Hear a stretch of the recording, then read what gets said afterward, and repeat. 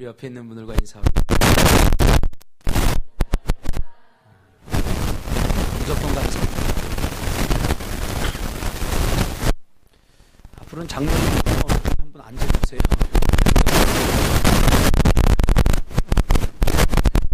그래서 말이에요. 이제 앞으로 저 뒤에 분들이 오시면 새로운 성도들을 채울 건데요. 그죠, 장로님? 네, 네, 그렇습니다. 아마 구색을 맞추느라고 이렇게 군데군데 앉은 것 같습니다. 감사를 드립니다. 오늘 이 말씀 중심에서 가뭄이라는 제목으로 하나님 말씀 증거하겠습니다. 지난 화요일 제가 몸이 좀 좋지 않아서 누워만 있기 좀 그래서 좀 운동을 해야 되겠다. 그리고 집사람과 함께 등반을 했습니다. 상당히 높은 우리 인천대공원 관모산을 올랐습니다. 내려오면서 숲의 풀들을 이렇게 무심코 보니까 모두 시들어져서 축축 늘어져 있었습니다. 멀리서 볼 때는 그저 푸르게만 보였는데 가까이서 풀들을 보니까 다들 힘없이 축축 늘어져 있었습니다. 왜 그럴까? 주위를 둘러보니까 전체 숲의 풀들이 전부 다 축축 늘어져 있었습니다. 집사람이 혼잣말로 가뭄 때문이라고 말하면서 비가 좀 빨리 와야 되겠다고 말하기 전까지 그저 무심코 아무 생각 없이 그냥 지나칠 뻔했습니다. 비가 오지 않아서 물을 제대로 공급받지 못한 식물들이 목마름에 지쳐서 시들시들해지고 기운을 잃고 축 늘어져 있었던 것입니다. 일전에 백령도를 갔을 때도 튤립 군락지나 또 유채 군락지를 보니까 꽃들이 제대로 피지 못하고 또 노래에 된 유채들이 다 시들어져 있었습니다. 그걸 보면서 저희 누님이 올해는 가물어서 튤립도 유채도 저렇게 바짝 말랐다고 하는 소리를 듣긴 들었는데 이렇게 가뭄이 심각한지는 미처 생각지 못했습니다. 왜 그럴까요? 그저 목마를 때 우리가 정수기에 손을 대면 물을 먹을 수 있고 또 수도꼭지를 틀면 물이 펑펑 나오니까 지금 얼마나 가뭄이 심한지 우리는 그 가뭄의 심각함에 대해서 잘 깨닫지 못하는 것입니다. 실제로 우리는 가뭄이라는 사실을 그렇게 뼈저리 느끼고 있지 못하지요. 그러나 농사를 짓는 사람들은 훨씬 이 가뭄을 뼈저리게 경험하고 있을 것을 생각하니까 조금 미안하기도 했습니다. 그래서 오늘은 제가 머리를 감으면서 평소에는 3번 헹구는데 오늘은 2번만 헹구었습니다. 하루하루 한숨으로 그저 하늘에서 비가 내려오기만을 기다리고 있는 농부의 심정은 우리보다 훨씬 더 간절하고 그리고 절박하게 비를 기다리고 있지 않을까 그런 생각을 해보았습니다. 오늘 본문은 가뭄에 대한 이야기입니다. 유다의 가뭄이 들어 많은 사람들이 고통을 당하고 있습니다. 얼마나 많은 사람들이 고통을 당하고 있는지 오늘 그 유다가 가뭄을 당해서 고통을 당하는 실상을 오늘 본문은 우리에게 적나라하게 보여주고 있습니다. 6절까지가 가뭄으로 인해서 고통당하는 유다의 실성을 그대로 보여주고 있지요. 3절에 보니까 신분이 높은 귀인들은 관습을 따라 그들의 종을 물길로 보냈으나 우물은 비어있고 부끄러워 머리를 가리웠다. 그렇게 말하고 있습니다. 종들이 물을 길러 갔는데 물이 없어요. 머리를 가리웠다라고 하는 것은 절망을 표현하는 그런 히브리 민족들의 독특한 표현법입니다. 머리를 가리웠다. 절망을 느낄 때 머리를 이렇게 가리고 막 쓰는 거죠. 그렇죠? 사무엘상에도 나오는 표현입니다. 그러면 왜 귀인들의 이야기가 여기에 나오는가? 하필이면 왜 귀인들인가? 생각해 보세요. 이 귀인들은 그래도 리더층입니다. 부자입니다. 그래서 아무리 한국 사회도 그렇지 않습니까? 어려움을 당하고 고난을 당해도 그래도 돈 있는 사람들은 마지막까지 버티지 않습니까? 아무리 가물어도 그들은 버틸 수 있어요. 그러나 귀인들까지도 버틸 수 없을 만큼 가난한 사람부터 돈이 많은 부자까지 가난한 사람부터 왕까지 이 지독한 가뭄을 이겨낼 수 없는 그런 지독한 가뭄이라는 것을 우리에게 표현해 주고 있죠. 물을 구하려고 해도 물 한 방울 구할 수 없는 지독한 가뭄, 환경이라는 사실을 우리에게 보여주고 있는 것입니다. 더군다나 고대 근동 아시아의 사람들은 주로 목축과 그리고 농사에 의존해서 살던 사람들입니다. 그러니 계속해서 비가 오지 않고 가뭄이 들었다고 하는 것은 이것은 생명과 생존을 위협하는 그러한 절대절명의 위기가 아닐 수 없습니다. 심지어 이 고통은 사람들만 당하는 것이 아니라 오늘 본문에 보니까 들판의 야생 동물들도 마찬가지로 이 가뭄의 고통을 온몸으로 겪고 있습니다. 특히 오늘 본문에 보니까 야생 암사슴이 새끼를 낳았지만 풀이 없어 젖을 줄 수 없게 되어버려 엄마의 젖을 그렇게 애타게 찾아 부르짖는 그 작고 귀여운 새끼를 홀로 버려두고 자기 살 길을 찾아 떠나는 암사슴에 대해서 표현하고 있습니다. 여러분, 암사슴 그러면 사슴 그러면 유독 사람을 닮았어요. 사람의 뭐를 닮았냐면 사람의 모성애를 닮았어요. 그래서 암사슴 그러면 웬만하면 자기 새끼를 버리지 않습니다. 자기의 목숨을 다하면서까지 자기 새끼를 보살피기로 유명한 것이 바로 암사슴입니다. 모성애가 지극한 그런 암사슴이 얼마나 가물없으면 자기 새끼를 버리고 자기 살 길을 찾아 떠나는 이 암사슴을 표현하고 있는 것입니다. 단지 이것은 동물의 이야기만은 아닌 것 같습니다. 우리가 북한만 보더라도 저희 노회에 북한에서 탈북해서 목사님이 된 분이 개척을 해서 교회를 섬기고 있는 목사님이 한 분 계신데 가끔 그분과 이렇게 만나서 이야기하다 보면 참 북한의 그 실상에 대해서 많이 이야기를 듣습니다. 그분이 하는 얘기가 목사님 같은 분들은 북한 가서 절대 못 삽니다. 절대 못 삽니다. 실제로 가뭄이 들어서 풀을 뜯어먹고 산다는 거예요.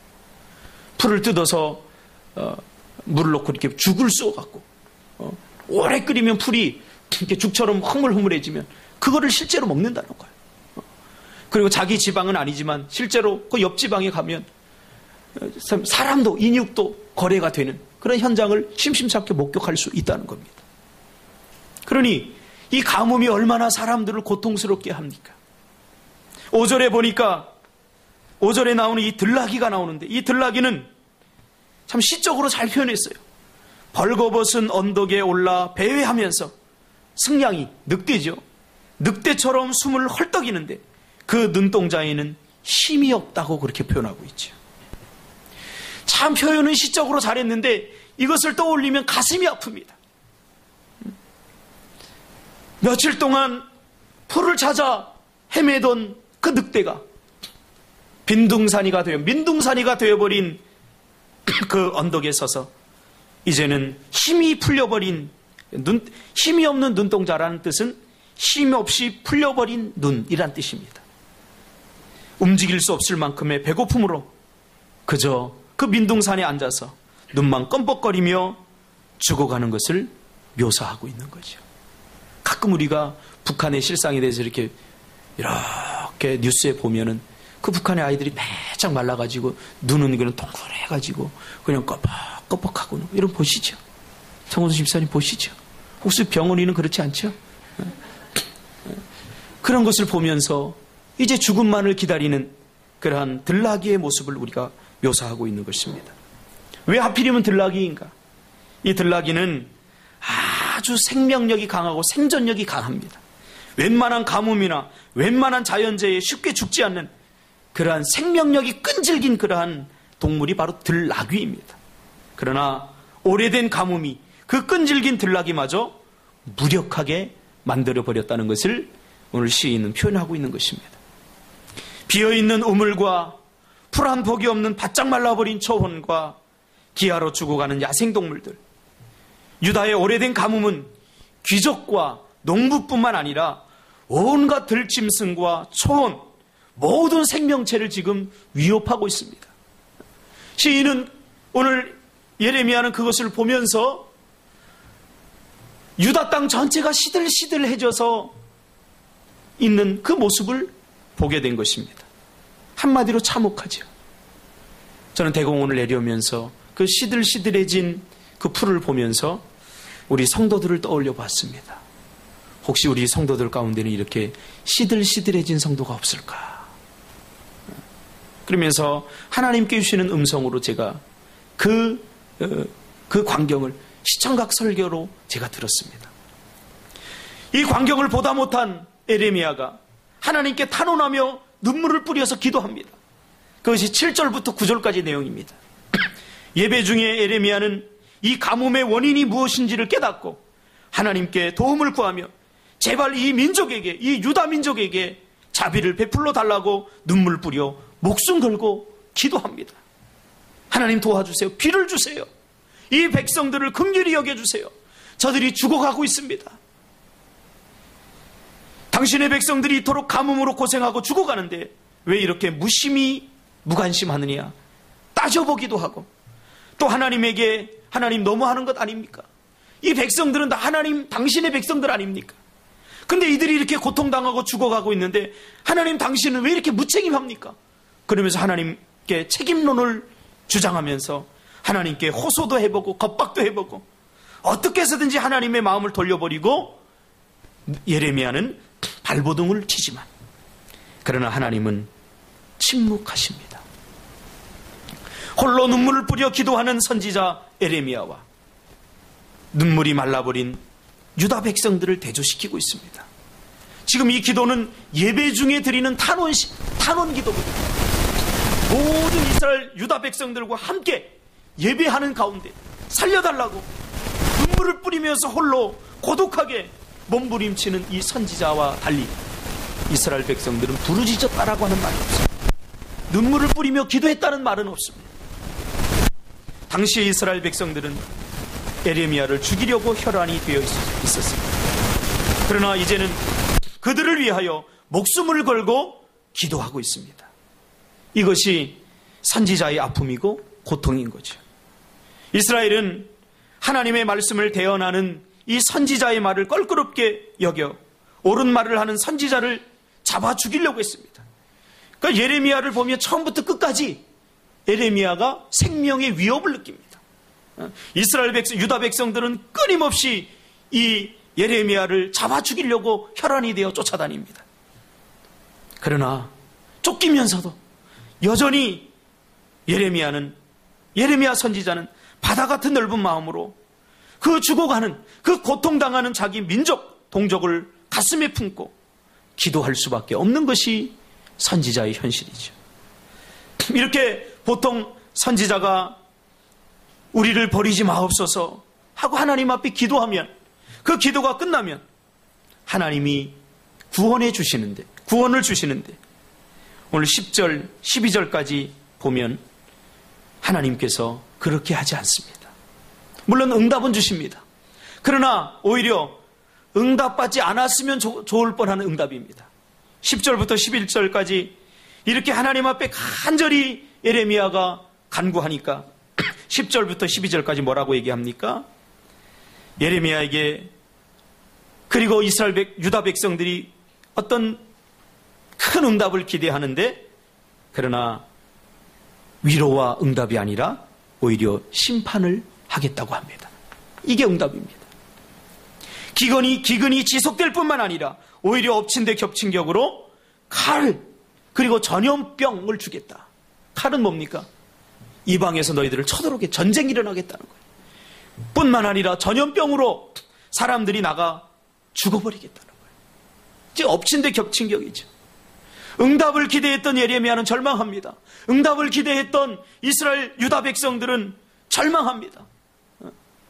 응답을 주셨는데 오히려 응답 받지 않았으면 좋았을 응답을 받습니다. 아니다. 너희들이 기대했던 대로 비를 주지 않을 것이다. 오히려 나는 너희들을 위로하기보다는 오히려 전쟁을 일으키겠다. 그리고 전염병으로 많은 유다 백성들이 죽을 것이다 하고 가중처벌을 해버립니다. 계속해서 예레미야는 끈을 놓지 아니하고 하나님, 그래도 우리가 잘못했습니다. 우리를 용서해 주십시오 하면서 하나님께 매달려보지만 이제는 하나님께서 이 중보자인 에레미야의 기도조차도 받아주지 않고 뭐라고 그럽니까? 야, 중보기도 하지 마. 그러는 거예요. 중보기도 하지 마. 여러분, 성경을 보면 선지자의 눈물의 기도는 늘 이스라엘을 구원하는 가뭄의 단비 같은 구원을 가져다 주었지만 오늘 11절에 보니까 이 백성을 위하여 복을 구하지 말라. 즉, 복을 구하지 말라라고 하면서 중보기도 금지령을 내립니다. 참 하나님이 단단히 화가 나신 거죠.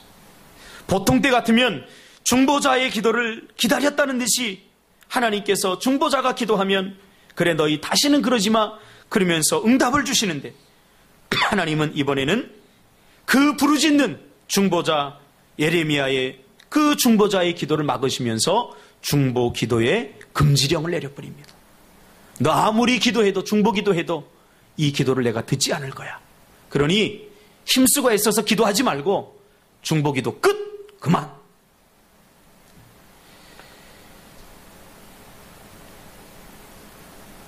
그래도 예레미야는 포기하지 않고 계속 기도합니다. 뭐라고 기도합니까? 이제는 유다 백성들의 편에 서서 자기를 죽이려고 하는 그 유다 백성들의 편에 서서 이제는 하나님 비를 주셔야 됩니다. 이들을 불쌍히 여겨야 됩니다. 왜냐하면 이들도 피해자입니다. 이들도 피해자입니다. 그러면서 이들이 왜 죄를 범할 수밖에 없었고 이들이 왜 이러한 형편에까지 이를 수밖에 없었는지 유다 편에 서서 유다 백성 편에 서서 구구절절 이들을 변호하면서 이들도 피해자입니다. 그러면서 유다 백성들을 끌어 감싸았습니다. 하나님은 이들이 그러고 싶은 것이 그래서 그런 것이 아닙니다. 그들의 형편과 처지를 하나님 아시지 않습니까? 그러니 용서해 주십시오 라고 하면서 하소연해 보지만 그러나 하나님은 이스라엘을 더 혹독하게 다룹니다. 아니다. 너희들 전염병으로 죽고 전쟁으로 죽는데 그들을 매장하지도 못한 채 죽을 것이라고 더욱 가혹하게 응답합니다. 그러니까 생각해 보십시오. 유다를 한번 상상해 보십시오. 전쟁이 일어나 사람들이 죽고 기근으로 죽고 질병으로 죽고 죽은 시체들이 매장되지 못한 채 널브러져 있는 거죠. 널브러져 있는 거죠. 마치 전쟁터를 방불케 하는 그런 비극적인 유다를 지금 예레미야는 떠올리고 있는 것입니다. 차라리 침묵이 낫지 이 비극적인 응답, 절망의 소리만 계속해서 듣게 됩니다. 그러면 왜 도대체 하나님은 이렇게 화가 나셨을까요? 무엇 때문에 이렇게 화가 나셨을까요? 문제보다 고통보다 더 중요한 것은 문제의 원인을 찾는 것입니다. 왜 하나님께서 이토록 화가 나셨을까?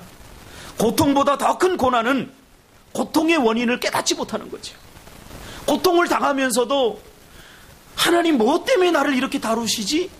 내가 무엇을 깨달아야 되는가? 그것을 깨달지 못하는 것이 더 큰 고통이죠. 제가 요즘 그 깨닫지 못하는 고통을 당하고 있습니다. 그러면 하나님께서 왜 도대체 이렇게 화가 나셨을까? 하나님이 이렇게 화가 난 이유는 두 가지입니다. 오늘 14장 전체에서 이야기해 주고 있는데요. 첫째로 반복되는 죄와 형식적인 회개 때문입니다. 유다 백성들이 반복적인 죄와 죄를 졌을 때 회개해야 되는데 그들의 회개는 형식적인 회개였습니다. 그것이 10절의 내용입니다. 그들은 잘못을 하고 하나님께 예배에 나와서는 회개합니다. 그러나 회개했으면 그런 삶을 다시 반복해서 죄를 범하지 않았어야 되는데 언제 그랬느냐는 식으로 다시 그러한 삶이 반복이 됩니다.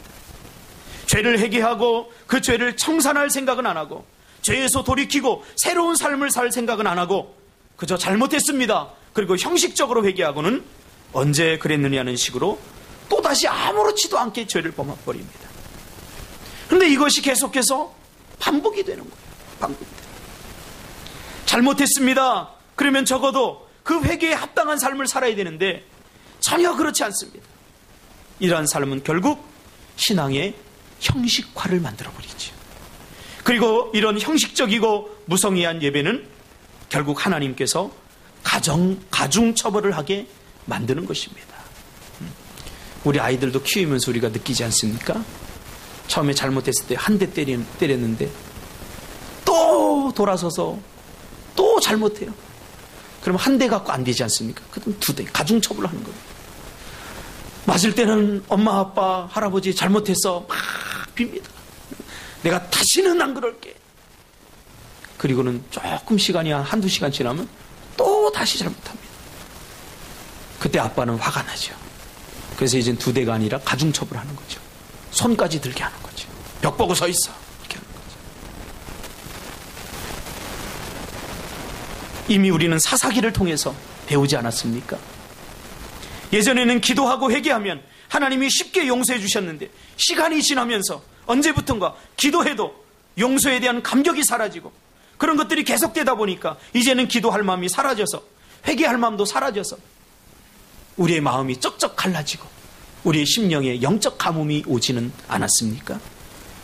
결국 예배 때의 고백이 삶으로 이어지지 않는 유다. 예배 때는 잘못했습니다. 다시는 안 그럴게요. 라고 온갖 립서비스를 다 하고는 결국 삶으로 돌아가서는 언제 그랬느냐는 식의 이 유다에게 하나님은 가중처벌을 할 수밖에 없었던 것이죠. 하나님의 눈은 거짓된 경건의 가면 이면에 숨겨진 본래의 얼굴을 꿰뚫어 보는 거죠. 2번째로 하나님께서 왜 이렇게 화가 나셨느냐? 거짓 선지자들의 말은 잘 들으면서 참 선지자의 말을 듣지 않고 참 선지자를 죽이려고 했기 때문에 그렇습니다. 선지자는 하나님의 대리자입니다. 이 예레미야서의 중요한 쟁점 중에 하나는 거짓 선지자들의 난립입니다. 물론 그때 당시 그 사람들의 눈으로는 누가 거짓 선지자인지 누가 참 선지자인지 구분을 할 수 없는 거죠. 오늘 우리가 3000년이 지난 오늘 우리가 이렇게 보니까 성경에 기록한 대로 우리가 거짓 선지자는 이렇고 참 선지자는 이렇구나 우리가 구분해낼 수 있지만 그때 당시에 그 사람들에게 있어서 똑같이 예배 가운데 말씀을 전하고 이것이 하나님의 말씀이라고 증거하는데 누가 참 선지자고 누가 거짓 선지자인지 모르는 거죠. 여러분 분간할 수 있겠습니까? 참 선지자, 이 사람은 거짓 선지자 구분할 수 있겠습니까? 똑같은 학교에 올라가 똑같이 공부하고 똑같이 말씀을 전하는 거예요. 그러니까 이때 당시 사람들도 마찬가지입니다. 거짓 선지자들은 이런 유다 백성들의 거짓된 회개와 진정한 돌이킴이 없는 형식적인 신앙을 보면서도 거짓 선지자들은 뭐라고 얘기했습니까? 평안하다, 평안하다. 그래도 괜찮아, 괜찮아. 그래도 하나님께서 복을 주실 거야. 너희들 하나님의 백성이니까 그래도 하나님께서 너희들을 용서해 주실 거야. 평강하다, 편안하다, 괜찮다, 괜찮다 하는 거예요. 이스라엘 백성들의 잘못을 꾸짖고 하나님께 돌아오게 하고 말씀으로 돌아오게 함으로 말씀대로 축복의 길을 걷게 해야 하는 것이 선지자의 사명인데 이스라엘 백성들은 그런 참 선지자의 말을 부담스럽게 여기고 달가워하지 않는 거죠. 그래서 그저 잘한다 잘한다 그러면서 위로만 하는 선지자들을 찾아다니게 된 거죠. 그러면 거짓 선지자들이 잘한다 잘한다 편안하다 편안하다 괜찮다 괜찮다 이렇게 말하는 근거가 뭡니까? 근거가 없어요. 근거 없는 위로를 하는 거예요. 근거. 그런데 문제는 유다 백성들이 돌이키고 회개해야 한다는 예레미야의 그 말씀에는 껄끄럽고 그리고 적극적으로 대항하면서 심지어는 잡아 죽이려고 하면서 거짓 선지자들의 위로를 듣고 싶어 했다는 겁니다. 그래서 예레미야의 예배와 예레미야의 설교는 인기가 없었습니다. 왜요? 자기들을 위로해 주지 않았기 때문입니다. 자기들에게 편안하다 편안하다라고 말해주지 않았기 때문입니다. 선지자가 가지고 있는 사명은 위로의 사명입니다. 그러나 그 위로는 하나님의 말씀으로부터 나와야 되는 겁니다. 그냥 듣기 좋은 립서비스를 한다고 그것이 진정한 위로가 되지 않습니다. 립서비스를 한다고 편안해지지 않습니다. 저도 그러고 싶어요. 그래 열심히 해 잘해 잘한다 잘한다 이렇게 화이팅을 외쳐주고 싶어요. 그러나 선지자는 먼저 하나님의 말씀을 있는 그대로 증거해야 되는 사명입니다. 그래서 예레미야를 통해서 들려주시는 하나님의 음성은 부담스럽고 너무 껄끄럽기 때문에 거짓 선지자의 위로에 익숙해져 버린 이스라엘은 예레미야를 잡아 죽이려고 하면서 거짓 선지자들의 집회에 몰려다니게 된 거죠. 왜요? 예레미야는 이스라엘 백성들의 잘못된 부분을 들추어내서 자존심 상하게 하고 책망도 하면서 자신들의 자존심을 짓밟거든요. 도대체 자신들의 입장은 이해해 주려고 하지 않고 말씀만을 강조하는 예레미야가 좋게 보일 리가 없거든요. 그래서 거짓 선지자들을 찾아다니면서 근거 없는 위로에 익숙해져 있었습니다. 물론 오늘 본문에는 거짓 선지자들의 위로라고 거짓 선지자이라는 말은 나오지 않지만 근거 없는 위로, 하나님의 말씀에서 나오지 않는 위로를 하는, 편안하다 편안하다, 괜찮다 괜찮다 하는 이 선지자들을 가리켜 성경은 거짓 선지자라고 말합니다. 죄를 지어도 괜찮아, 별 문제 없을 거야, 죄 안 짓는 사람이 어디 있어, 신앙생활 잘못해도 괜찮아, 하나님이 다 이해하실 거야, 그러면서 듣기 좋은 말만 하는 선지자를 따른 이스라엘 그 유다 백성들 때문에 하나님은 단단히 화가 나신 거죠. 청중이 듣기 원하는 설교만 하는 선지자는 다수의 열렬한 환호와 그들의 자발적으로 드리는 풍성한 복제에 길들여져 있고, 하나님의 법보다는 세상적인 처세를 따르려고 하는 그러한 청중들의 삶을 보면서 하나님은 가슴이 아픈 거지. 그들의 세상살이를 하나님의 이름으로 인정해주고 복을 빌어주는 그 선지자의 설교에 큰 은혜를 받으면서 거짓 선지자의 그 거짓 사탕발림에 익숙해져 있는 이스라엘을 보면서, 그리고 그들과 함께 상부상조하는 그 선지자들과 이스라엘 유다 백성들을 보면서 하나님은 가슴이 아픈 거죠. 자, 하나님은 결국 지독한 가뭄을 통해서 이스라엘 백성들에게 무엇을 말씀하고 싶은 것일까요? 가뭄을 해결하려고 해서는 안 되는 거죠. 이스라엘 백성들이 이 가뭄, 보여주는 시청각적인 가뭄을 통해서 이스라엘 백성들의 완고한 마음, 이스라엘 백성들의 쩍쩍 갈라진 이 마음, 이 영적 기근을 봐야 되는 거죠. 우리도 그렇지 않습니까? 우리가 환경에 어려움이 오고 문제가 오면 그 문제만을 해결하려고 달려들어서 적어도 하나님의 백성들, 이 어려움이 나에게 왜 왔는가, 이 영적 가뭄이 왜 하는가, 왜 내가 짜증만 나는가, 왜 내가 요새 기도하는데 힘이 없는가, 이런 것을 통해서 왜 예배를 드려도 감격이 없는가, 이런 걸 통해서 우리의 마음에, 우리의 심령에 영적 기근이 오지는 않았는지 우리는 한번 돌아봐야 되는 거죠. 저는 그 대공원을 내려오면서 축 늘어진 그 풀들을 보면서, 제가 지금까지 태어나서 가뭄을 많이 겪었지만 그렇게 풀들이 아주 그 넓은 벌판에 풀들이 쭉 늘어져 있는 그런 광경은 전 처음 봤습니다. 물론 많이 있었겠죠. 그러나 그것을 보면 저는 충격이었어요. 그것을 딱 보는 순간 저는 우리 교회 성도들이 눈에 떠올랐어요. 혹시 우리 성도들 중에는 저렇게 시들해진 성도는 없는가? 저렇게 축 늘어진 성도는 없는가? 그렇다면 이유가 무엇일까? 결국 지독한 가뭄을 통해서 이스라엘에게 하나님은 무엇을 말씀하고 싶은 걸까요? 첫째로, 더 이상 말로만 회개하지 말고 반복되는 죄와 형식적인 회개를 버리고 마음으로 회개하고 삶으로, 행동으로 돌이키라. 사사기서를 강조하지 않았습니다. 복임에 하나님 잘못했습니다 눈물을 뿌리면서 눈물이 마르기도 전에 하나님을 다시 뽑지 않겠습니다. 영혼으로 회개하고 마음으로 돌이켜야 한다라는 것을 보여주고 있는 거죠. 두 번째로, 거짓 선지자의 말에 귀를 기울이지 말고 좀 아프더라도, 힘들더라도, 자존심이 상하더라도 참 선지자의 말에 귀를 기울이라는 것입니다. 하나님은 이 지독한 가뭄을 통해서 지독한 유다 백성들의 영적 가뭄을 보여주고 싶었던 것입니다.